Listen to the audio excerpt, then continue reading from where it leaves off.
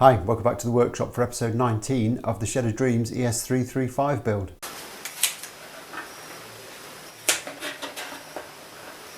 Now I'm a big fan of binding on the guitar, but I've got to be honest, it's not one of my favourite jobs fitting it. However, it's got to be done and we've put a lot of work in to get to this point, so might as well just bite the bullet and get on with it.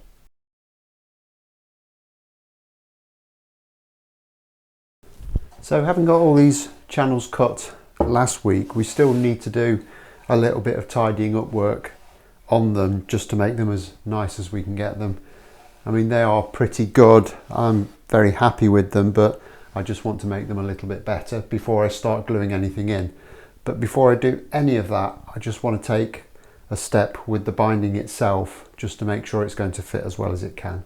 And what I'm going to do is pre-form it, especially around these really kind of tight radiuses on the horns.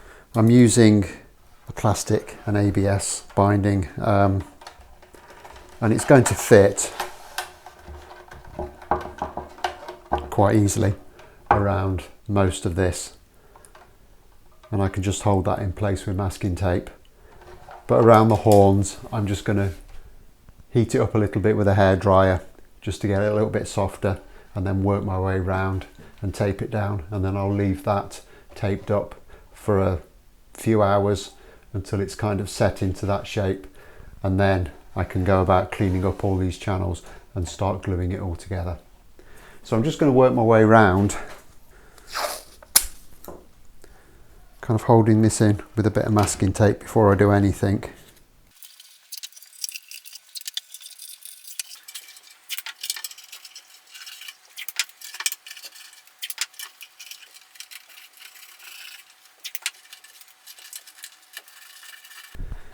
Okay, that's gone in really nicely so far, but it is starting to kind of be a bit more resistant now. So I'm just going to start gently heating one side at a time and tape it down as I go.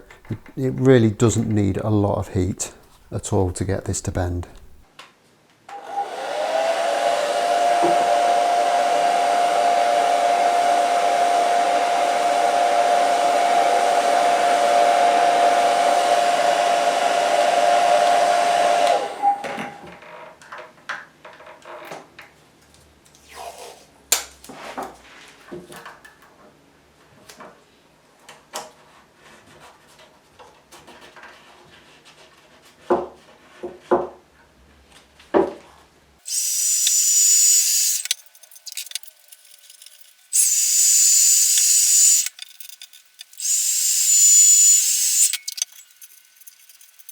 Right then, I've pre-bent the back binding off camera and this has all been sat for a good long time, so I'm going to take the tape off, work my way around and get it all off again.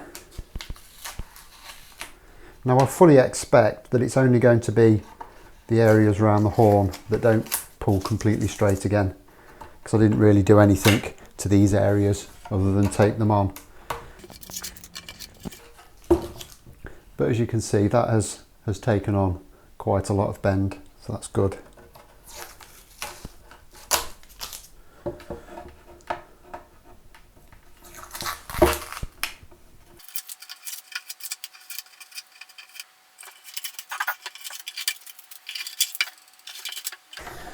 Now before I completely take this off, I'm just going to mark my centre line onto the binding. It's hard to tell what's the centre line and what's the grain, but there you go.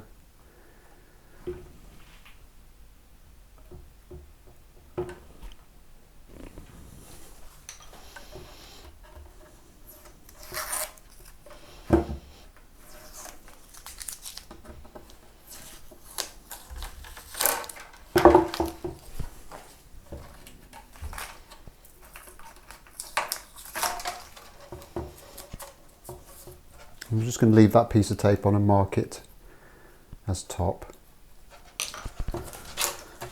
so I don't get mixed up.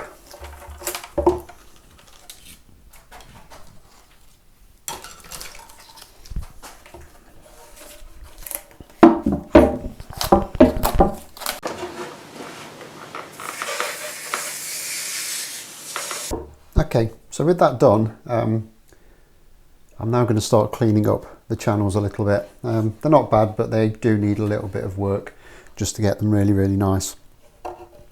And one thing I did notice was that when the binding was sat in some places on this channel, it wasn't really sitting very flush. There was always a little bit of a gap. So the first thing I'm going to do is I'm just going to take a small file, and wherever I can, I'm just going to very gently run it round this bottom edge of the binding channel, just to take off any little burr that there might be that's keeping the binding away from it. I'm just being very, very delicate with this and just allowing the file to sit straight along that channel.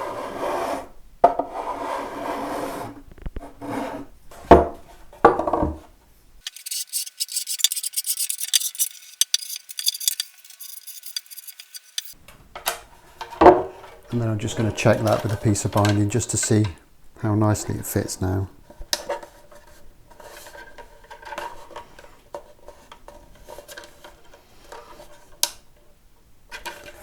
And that's actually a lot better. But what I can see is this little bit of dark scorching that's in there.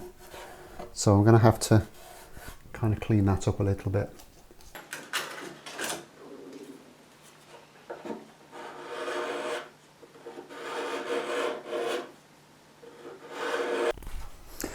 Okay, so I've cleaned all of this bottom edge of the binding channel up now, and I've kind of taken out a few little lumpy bumps on the actual edge against the top. So that's all nice and cleaned up now. But you might just be able to see around here, there's an actual indentation that runs right the way around both halves of the body where the bearing from the cutter was sitting. And I found this to be a problem with 1/4 inch cutters, especially, is that they run slightly eccentrically, and that kind of beats a little groove around the edge of your timber. Now, these ribs are only kind of 3mm thick at best. They've had a little bit of sanding, so they might be a little bit thinner than that still. So I don't want to sand this out because it feels as if it kind of goes in kind of at least 1/2 millimetre or so. So I'd be sanding quite a substantial proportion of the rib away if I was to do that. So I think there's really only one thing we can do in this situation, and that's to break out the world famous Shed of Dreams iron. But I think I do need to be a little bit careful with this. I don't want to introduce too much heat and moisture into these ribs. There's always the risk that it could start to break the glue down. So I need to go really light and gentle and just put a little bit of heat and moisture into there and just see if we can pop those dints out a little bit.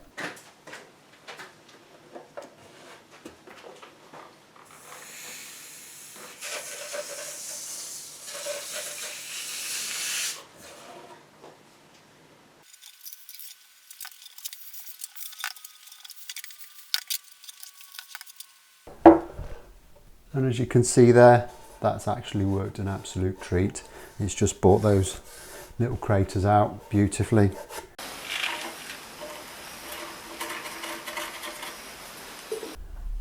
Okay, so time to start getting this binding on now. Everything's nicely cleaned up.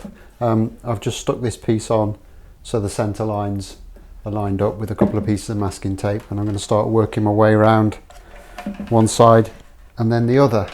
And I'm going to be trying a new technique to me.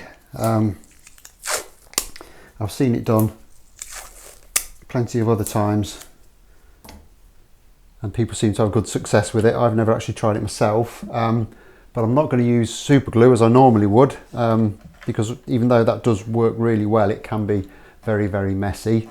So I'm actually going to just use a bit of acetone, and what I'm going to do is just kind of introduce a bit of acetone to the wood of the body and the back of the binding, and what that will do is effectively melt the binding, and then you push it in and tape it in position, and that will dry, and effectively it will push the binding into the kind of tiny little pores in the wood and hopefully hold it all together.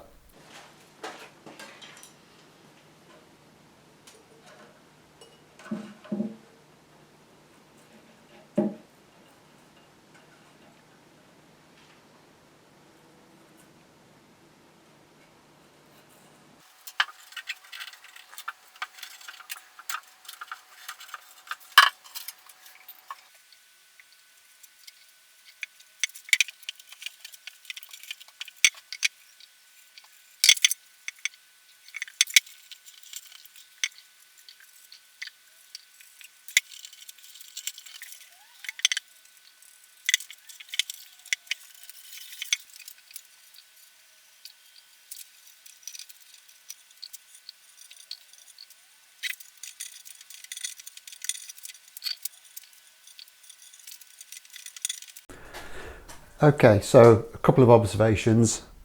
Firstly, that took ages. I think that took longer than using super glue. However, I haven't got super glue all over my fingers, which is a major bonus, and it seemed to go down really nicely. I think if you're doing this right, and I could see this as I was going round, you're kind of melting the binding a little bit, and when you push it down you get a tiny little bit of squeeze out, which seems to fill any gaps that there might be. So I'm really intrigued to see how this turns out. However, I don't really know how long I'm supposed to leave this to set up for, and it's gone 9 o'clock at night now. So I'm going to leave this till the morning and then we'll have a look at it. Okay, so it's Friday morning and theoretically I should be getting ready to go to work, but there's absolutely no way that's happening until I've got this masking tape off and seen how this binding has gone.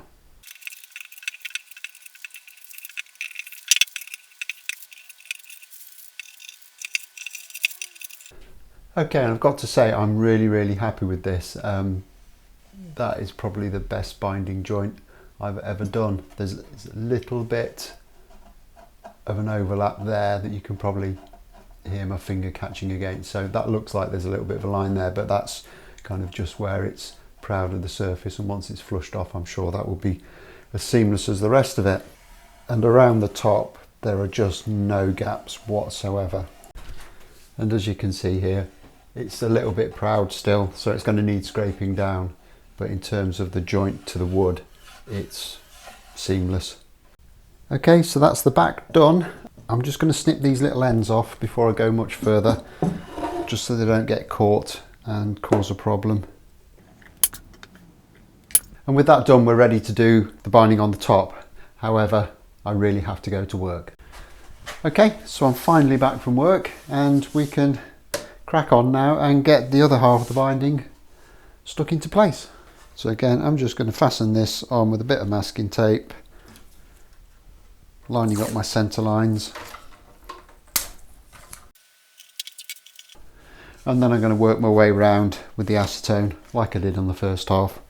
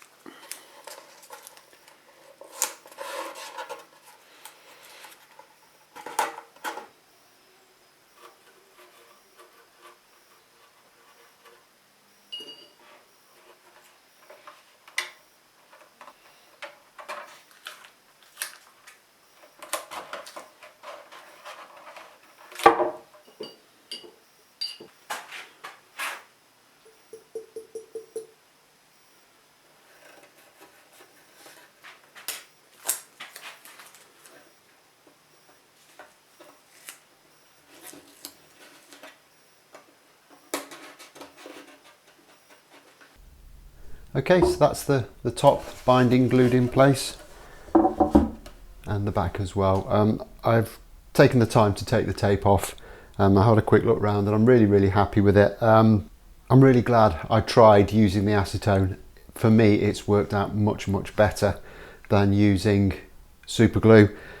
A couple of reasons. Obviously you don't get really sticky, which is a major bonus, but secondly it doesn't leave any residue on the wood, which you can get with the CA, and also the CA has a nasty habit of sticking the blue masking tape to the wood and it's a real pain to get off.